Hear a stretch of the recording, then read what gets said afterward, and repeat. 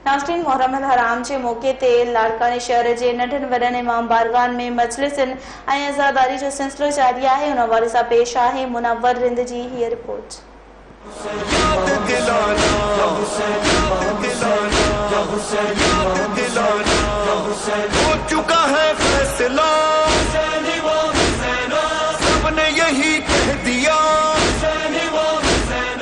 करबला जे शहीदनि जी याद में हर साल जीअं हिन साल बि लाड़काणे में मुहर्रम अल हराम अक़ीदत ऐं एहतराम सां मल्हायो पियो वञे।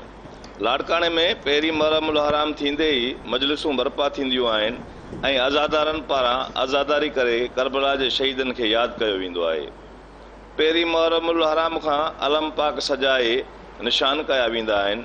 मोमिननि पारां अक़ीदत मंझां बैरकूं ऐं कल्स ख़रीद कया वेंदा आहिनि ऐं हर घर ते गाज़ी अब्बास जो अलम निशान थींदा आहिनि। मुहर्रम के हवाले से जीअं ज़िलहज जी ईद गुज़रंदी आहे, हिते हिन जे चौधारी जेके आहिनि से उहे मुख़्तलिफ़ क़िस्म जा स्टॉल लगी वेंदा आहिनि, जंहिंमें बेरकूं, कल्स, कचहड़ा ऐं मुख़्तलिफ़ क़िस्म जो अलमनि जो सामान हिते रखियो वेंदो आहे ऐं तमामु घणी तादाद में सॼे लाड़काने जा मोमिनीन बल्कि लाड़काने जा ॿाहिरि खां बि मोमिनीन हिते ईंदा आहिनि ऐं पंहिंजी डिमांड जे मुताबिक़ सामान ख़रीद कंदा आहिनि। ते जेके ॿाहिरि स्टॉल लॻल आहिनि, जेके बेरकूं उते पियूं आहिनि, जेके कल्स पिया आहिनि, उते जिते तबरुकात जो सॼो सामान पियो आहे, तबरुकात जे सूरत में उहे माना पेश कंदा आहिनि। मोमिनीन परे परे खां ईंदा आहिनि बेरकूं वठणु, कल्स वठणु।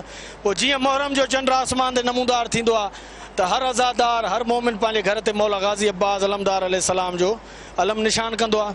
जी तो मौला जो अलम निशान करणो आहे घर ते, उन हिसाब सां आया आहियूं सामान वग़ैरह जी ख़रीदारी करणु। ॻाल्हि इहा आहे त ही मोहबत जो कमु आहे, हुब जो कमु आहे। बेशक पोएं साल जी निस्बत में हिन साल थोरी महांगाई आहे, क़दुरु तमामु घणी आहे ऐं असां पंहिंजे अलम निशान करण जे लाइ बेरकूं वग़ैरह थी वियो या कलश थी वियो, उहो ॾिसणु आया आहियूं हिते। पंजो हिकिड़ो ठहंदो आहे, तक़रीबन 1.5 ॾींहुं खाई वेंदो आहे। छो जो हथ जी महिनत हूंदी आहे, हुन में सॼो कमु हथ सां थींदो आहे। नाला हुन में जेके लिखिबा आहिनि, कहिड़ा बि इस्म उहे बि हथ सां लिखिबा आहिनि।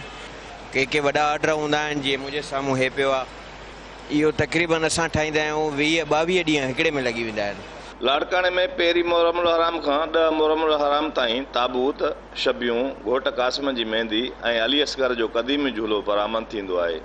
सिक्योरिटी जा इंतज़ाम इंतिहाई सख़्तु कया वेंदा आहिनि। इमाम बारगाहनि तोड़े मातमी जुलूसनि वारनि रस्तनि ते पुलिस जा जवान मुक़ररु करे वॉक थ्रू गेट्स लॻाया वेंदा आहिनि। लाड़काणे में 100 खां वधीक CCTV कैमराऊं नस्ब कयूं वयूं आहिनि। 181 मजलिसूं बर्पा थींदियूं आहिनि ऐं 189 मातमी जुलूस बरामद थींदा आहिनि। लाड़काणे ज़िले में 3300 पुलिस नफ़री मुक़ररु कई वई आहे ऐं 200 रेंजर्स जा जवान मुक़ररु कया विया आहिनि।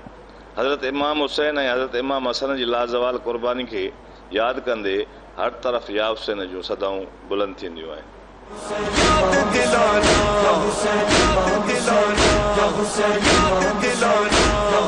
हो चुका है फैसला।